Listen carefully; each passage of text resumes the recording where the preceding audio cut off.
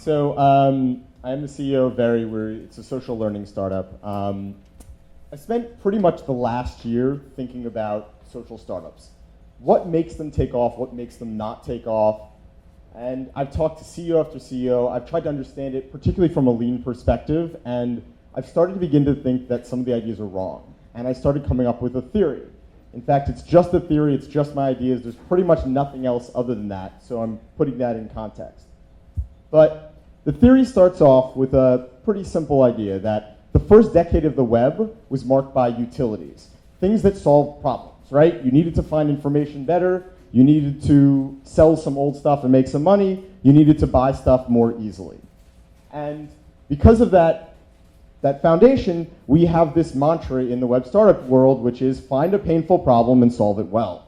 And that's pretty much what Lean Startup is all about. Test those assumptions, find the problem, figure out if your solution is actually in line with reality.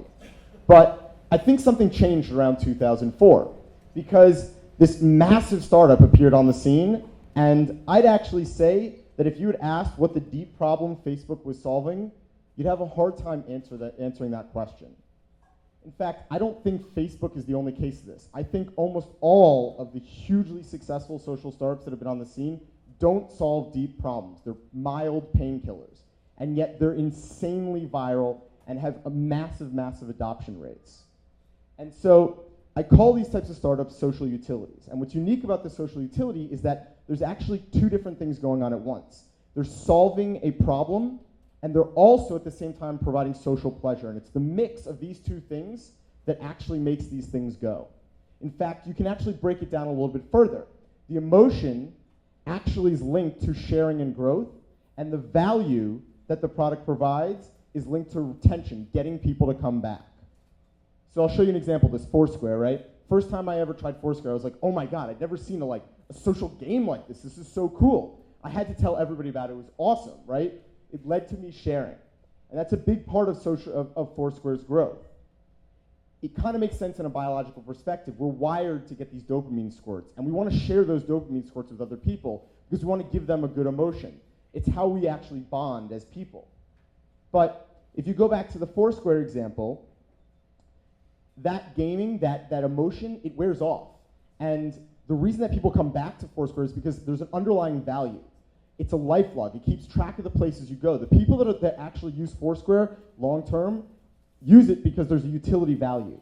The same thing in Facebook. The first version of Facebook was literally just pictures of your friends online. Not even like albums, just a headshot.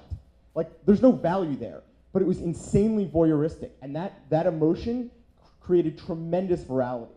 But what Facebook did that was really smart is they actually turned it into a really good communications tool. And that value they provided ended up causing their long-term retention. And Facebook isn't the only example here. I think Turntable is a really great example of this. I'd ask a question. If Turntable gave you the exact same music, but didn't have the avatars, didn't have the game, didn't have the chat where you could hang out and have fun with your friends, and it looked like iTunes with the exact same music, would it have been nearly as viral? And I'd say no. And the point that I'm trying to make here that I think is really exciting is that the myth of just doing one thing isn't correct. If you're building a social startup, you have to do two things really well: social pleasure and utility. What's interesting is that you can actually see the reverse case. If you build a product that's all emotion, you end up getting something that's insanely viral with no ability to last very long. And you see some examples of these. These are viscerally emotional things that cause you to react, but they provide absolutely no value. And I think the same is true in reverse. If you build a product with medium value, but very little emotion, it becomes very difficult to get traction. And that's one of the genius things that the FourSquare guys figured out after doing Dodgeball. But what's really interesting here is that it gives us a framework for not only analyzing it, but testing it. There are two different things we can now optimize: virality and retention. And all we need to do is figure out what is the emotion that we're going to give the user, how do we turn that, and what is the value that we're giving, and how do we optimize for that? And if you think about it in those two levers, it gives us a completely new paradigm for building social products, one that gives us new frameworks and new ways to test those frameworks.